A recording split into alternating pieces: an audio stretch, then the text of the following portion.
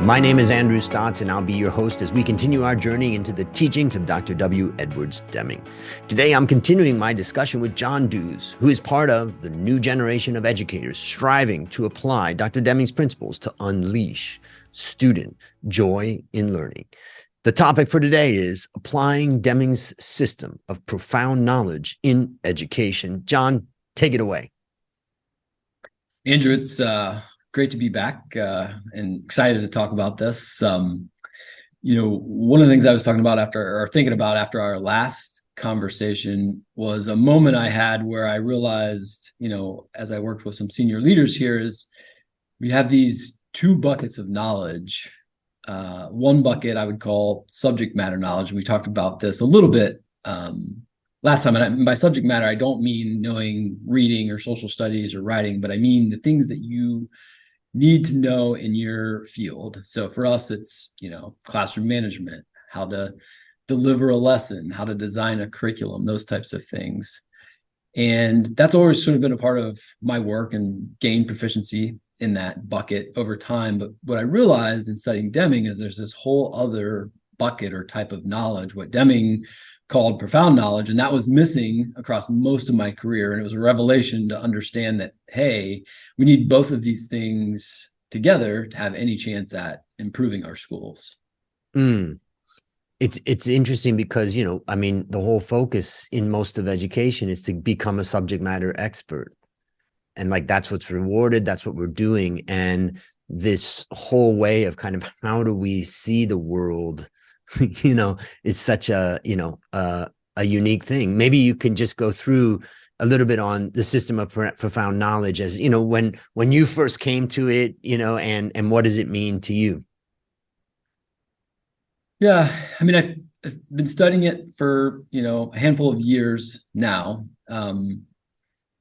Increasingly, it became this sort of foundational philosophy. And it really changed how I view the world, honestly. It wasn't only sort of in my work, although that's sort of where I started thinking most about Deming's ideas. It changed also sort of how I thought about my own personal life, family, my own kids in school and their experience in school. So it had a profound impact on just about everything, I was doing in my life. That's pretty foundational to discover a philosophy like this. Yeah, that's I remember when I first for me it was variation and randomness that really kind of hit me, because I was also working in the stock market. And I could see that there was a lot of randomness in the movement of stock prices. And then it was like all of a sudden, what I learned from the randomness aspect and the variation aspect was this, it's like there's carpeting that we're walking on that nobody even realizes. It's underlying everything. And it is this randomness. And we are trained to reject randomness because we're rugged individualists who are setting our own path, and it's up to us to make a difference. And that type of thinking basically has to reject the role of randomness. So I know what you're saying about that started to change the way I viewed the world. Continue on. Yeah, I think, building off what you're saying, there's a variation component to that. And that was sort of an entry point for me too, because I read Donald Wheeler's Understanding Variation, which has sort of completely changed how I looked at numbers and data in our work here in schools. But I also think of sort of what I'm hearing in what you're saying is complex systems. And so I think there was sort of an appreciation for systems thinking prior to Deming, but not in the same way. But I think, for a lot of folks, it's, if we do A to B, then C is going to happen. And that's just not how things sort of unfold in a complex system, be it schools or a company or a society or whatever you may be looking at. If you do A, then that may impact B, C, D, F, G in a certain way. And the outcome is going to be impacted by all of those things, all of those changes. And I think that's sort of, you can start to see that when you start to understand variation. And then that sort of other component or first component of Deming's profound knowledge is appreciation for a system. And I think that's sort of what he's getting at, that it's really hard to find causal links between things. And if we're going to, search for those, then we need to appreciate our organizations as a system, how all of the departments or all of the grade levels in the case of a school are working together or not, and how, something you do in one part of that system can impact positively or negatively other parts of the system, even if what you did in the part of the system was a positive for that part of the system, it can actually destroy the system, right? And so all of these things were revelations, or at least confirmations of things that maybe were in the back of my mind before I had sort of this understanding in writing, from studying Deming's philosophy. And for the listeners or the viewers who aren't familiar with the system of profound knowledge, maybe you can just review the 4 points of it, or the 4 parts, in a little bit more. Yeah, system of profound knowledge. So 4 components: appreciation for a system, knowledge about variation, theory of knowledge, and psychology. And, he called them a system of profound knowledge because the 4 components work together. That's the system part. And profound knowledge, what I learned over time is that what he meant by that is just a sort of the deep understanding that comes through viewing your organization through the lens of profound knowledge. So when you bring those 4 things together, you get a different view of your organization than without profound knowledge. And the without profound knowledge, you are often misled. You often don't know when to react or not to react to something that's going on in your organization or system. With profound knowledge, you now have a management philosophy by which to sort of interpret that data that comes sort of streaming at you, no matter what industry you're in, right? And gives you a way to map out how to react or again, not to react to that data. It makes me think there's a saying in Thai language about a frog under a coconut. And when you lift up the coconut, the frog kind of wants the coconut back on because that's their world. And I think about when you really come across the system of profound knowledge and you understand it, it's like that coconut comes off and you realize, oh my God, I am part of a much bigger system. And all of a sudden, things just open up. What was your experience when you first kind of, started really realizing how this all works together? Well, maybe unlike the frog, I didn't want to unsee it, or I didn't want to be recovered. Yep. However, there certainly was, one, it took time for me to sort of understand what exactly Dr. Deming was saying. And, I'm still trying to understand that fully. But the hardest thing was probably talking to people, really smart people, about profound knowledge, and maybe them not sort of seeing the importance of it, or the same level of importance that I thought that they should see. Or, where we would talk about it, it would be well received. But then, people would turn around and sort of revert back to sort of the old way of thinking.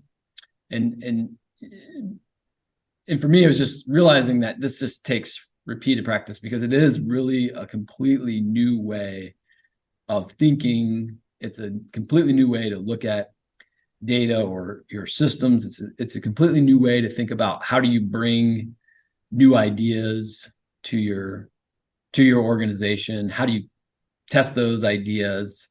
It's really getting away from simple things like, setting a goal without a method. It's appreciating the psychology of introducing changes to your organization. I found people are generally very open to new things. What they're not open to is being sort of yanked about constantly when we try this thing and that thing. And education has the same sort of problem in this area that other sectors like healthcare do, where the frontline people, teachers in our case, nurses in the case of healthcare, where they're often being pulled this way and that with new initiatives, to the point they get this initiative fatigue. We wear people out, and burn people out, and then they leave. Um, because each leader comes in with their own sort of pet idea, and it's not grounded in this sort of solid philosophical foundation.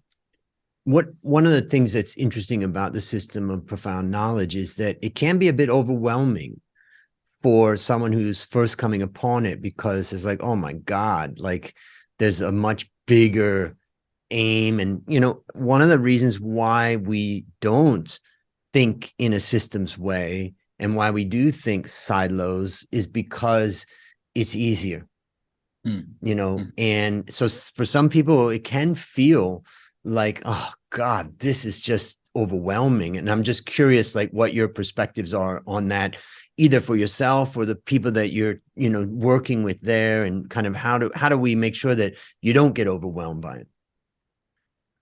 Yeah, I mean, it's a challenge because, I originally came to the Deming Institute website and the Profound Knowledge page and went away because it didn't make sense to me initially. And it was 2 years later when I came back. And not that it was sort of some divine revelation, but, I slowly over time, it started to sink in. Something caught my attention that this was worthy of study. So, one thing I read, Dr. Deming said, you don't need to be eminent in all 4 areas or even any one of the 4 areas, but it does require, serious study. So it's not, you're not going to understand it in a day or a week or a month.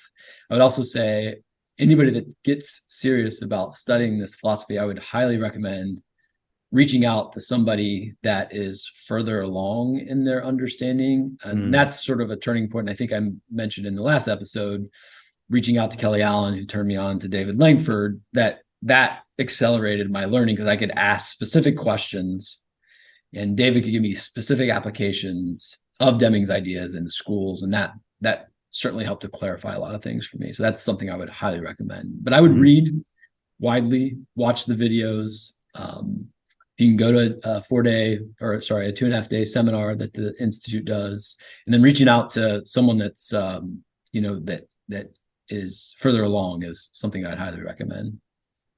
Yeah, great advice. And I mean, just this podcast already is a starting point for the listeners out there. Yeah, absolutely. One of the things that I say to my students in my valuation masterclass, they come to my class because they're like, Andrew, you got 30 years of experience as a financial analyst, and, you were voted #1 and you this and that, and I really want to learn from you. And when I come into class, I announce a couple of things. And one of the things is I say, you are always wrong. And I call it YAW, YAAW. And I try to help the students understand that in the world of finance, there is no precision like in the world of physics or the law of gravity or something like that, that you're always going to be wrong. And therefore, don't freak out over that. Understand that, it's a system.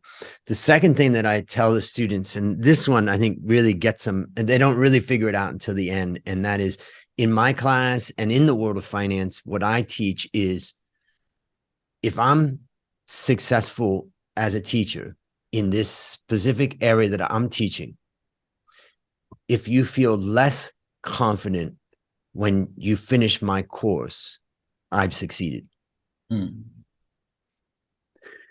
And I think that students freak out because of I'm here to be more confident, Andrew.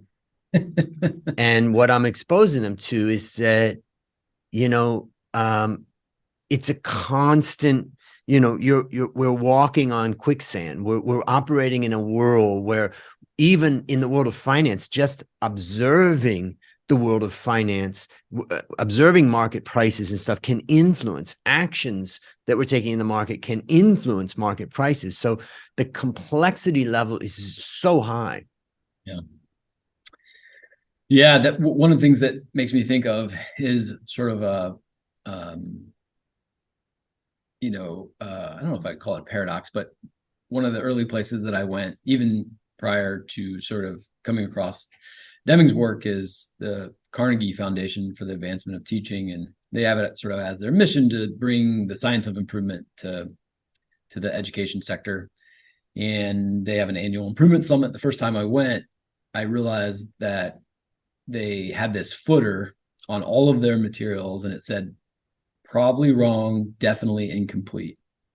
And that was a really great entryway into the science of improvement, because that's the mentality you need when you start any type of improvement project in your organization. And I sort of stole that idea and stuck it on all our materials. And I think the reaction from a lot of people first is like similar to how you're sort of describing the reaction of your students, is that, wait a second, aren't you supposed to be an expert? Don't you know what you're talking about? And I said, no, that's not what this is about. This is about sort of humbling yourself, realizing the complexity of the organizations that we're working in, and that at the outset of any improvement sort of project, that there are going to be things that you discover along the way that were completely unknown at the start. And so if you don't take that mindset and you rush in and you're sure of yourself, then you are sort of set up for failure from the beginning, in my opinion. So if we go back to the title of this episode, Applying Deming's System of Profound Knowledge in Education, part of it is it starts to open you up beyond subject matter. And also it starts to help you understand that there's just a bigger world out there of influences that are driving us. And I think one of the things that's interesting about that is that young managers in the world of business are seeming to latch on to KPIs and feeling like a simple solution. We just define everybody's KPI. We nail them with it. We repeat it to them. We have them, write it out in their goals, and we measure it. And if they don't achieve it, boom. And what Deming is teaching is just the opposite, that when you understand the system of profound knowledge, you understand that optimizing the output of any organization is a much more complex, reality than just putting a KPI and a number on it. Yeah, I think of a colleague of a contemporary of Dr. Deming, who is still doing great work. Dr. Donald Wheeler said something to the effect of, goal setting, KPI setting, goal setting is often an act of desperation, meaning like you don't know what else to do. So you set a goal, you don't have a method, you don't have a theory for how to improve, right? So you set this goal and then say something to the effect of, I don't care how you get it done, just get it done, right? And then all hell breaks loose. And what do you think he's talking about is, like, if you don't understand the capability of your system, if you don't understand whatever area you're talking about, whatever area the KPI is in, if you don't understand how that data is varying over time, if you don't understand if there are, just common causes there or special causes in that data, you have no idea how to react, nor do you know what your system was capable of the first place. So I think that's sort of one of the sessions I led with the leadership team here. And, everybody kind of looks and says, well, aren't we supposed to set goals? And there's really nothing wrong with setting goals in and of themselves, but we often set them in ways that are completely detached from reality, both in sort of the magnitude of improvement that we're expecting and a sort of a lack of understanding of how that same data has performed sort of over time. Yeah. And it reminds me of Dr. Deming's statement of by what method. By what method? Yeah. Yeah. So in wrapping up our discussion, I want to go back and review some of what we've just talked about. So we're talking about applying the system of profound knowledge in education. And what you've talked about is the idea of, coming into education. Most people are very familiar with subject matter knowledge about classroom management and curriculum management and all that. But what was missing when you started your journey was this concept of profound knowledge. And once you started to understand it, it changed the way that you viewed the world. And and then we've just briefly talked about the idea. I mean, I wrote down something which was probably wrong, definitely incomplete. And I would say that there are plenty of places where they think definitely right, probably complete. And then you just mentioned the idea of setting goals. And I think Deming is not against goals. It's that goal is just one measure. I would say if you set goals for individuals that incentivize them individually, you've created a big problem of competition. But most importantly, I think what you're saying is the idea of just setting a goal like we want to increase test scores by X, or in business, I want revenue growth to be up by 20% next year. The question really becomes by what method. Is there anything else that you would add to wrap up our discussion?